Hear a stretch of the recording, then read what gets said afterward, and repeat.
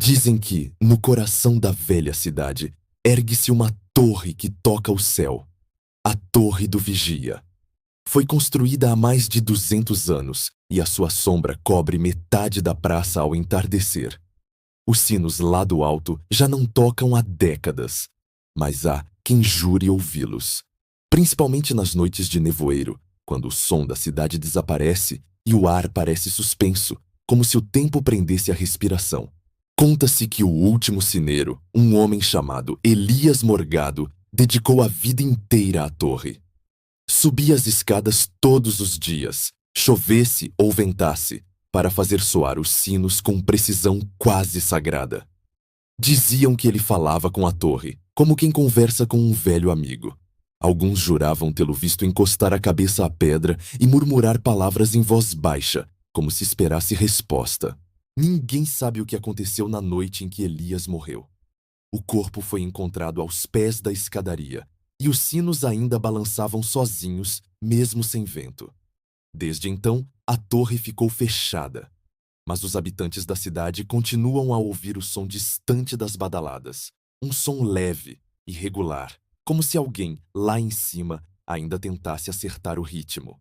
Anos depois, um jovem historiador chamado Rafael decidiu escrever um livro sobre a Torre do Vigia. Obcecado com a história do sineiro, começou a investigar velhos registros, diários e recortes de jornal. Mas quanto mais lia, mais estranho tudo se tornava. Em alguns documentos, o nome do sineiro mudava. Ora Elias Morga, ora apenas o guardião do som. As datas não batiam, e havia cartas assinadas por pessoas que, segundo os registros, nunca existiram. Rafael pediu autorização para visitar a torre. O portão de ferro estava enferrujado, mas cedeu com facilidade, como se tivesse esperado exatamente por ele. Lá dentro, o ar era denso, cheirava a pedra molhada e ferrugem. Cada degrau estalava sob o seu peso, e o som ecoava como se houvesse alguém logo acima. Quando chegou ao topo, encontrou os sinos cobertos de pó. Um deles estava levemente oscilando, como se tivesse acabado de ser empurrado. Rafael aproximou-se, estendeu a mão e ouviu uma voz. Baixa, rouca, quase como o som do vento a roçar pela fenda da torre. Estás atrasado. Rafael virou-se, mas não havia ninguém. E por um instante, pensou ter visto um vulto encostado ao parapeito, olhando a cidade através do nevoeiro. Mas quando piscou os olhos, o vulto já não estava lá. Ele pegou a câmera e tentou fotografar o interior da torre. O flash falhou. Tentou outra vez. Nada. Quando olhou para o visor, havia uma imagem gravada, uma que ele nunca tirou.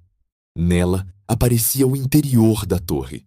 E, no canto, um homem de costas, vestindo roupas antigas e segurando uma corda de sino. Rafael desceu apressado, o coração em disparo, mas a escadaria parecia maior. Cada volta mostrava uma parede que ele jurava já ter passado. A torre, silenciosa, parecia observá-lo. Quando finalmente chegou ao portão, já era madrugada. O nevoeiro cobria tudo. As luzes da cidade pareciam dançar ao longe, como se estivessem dentro de água. No bolso, o telemóvel marcava 2 horas, a mesma hora em que, segundo a lenda, Elias teria morrido.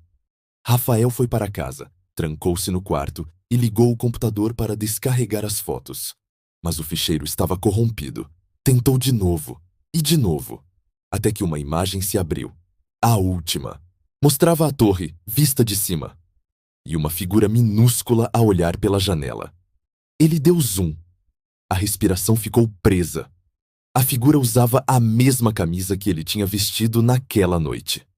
No dia seguinte, os vizinhos estranharam o silêncio. A janela de Rafael estava aberta e o computador ligado. Na tela, uma imagem fixa da torre. Lá no alto, bem no centro, uma sombra alongada, imóvel. E dizem que, desde então, as badaladas da Torre do Vigia voltaram a ecoar. Mas nunca às mesmas horas. Cada som parece um aviso, um chamado. Ou talvez apenas um lembrete de que, lá em cima, alguém ainda está a vigiar. Se gostaste desta história, lembra-te, há lendas que nunca terminam, apenas mudam de voz. Deixa o teu like, comenta o que achas que realmente aconteceu naquela torre e, se tiveres coragem, inscreve-te no canal, porque em Histórias em Vozes, a próxima história pode estar mais perto do que imaginas.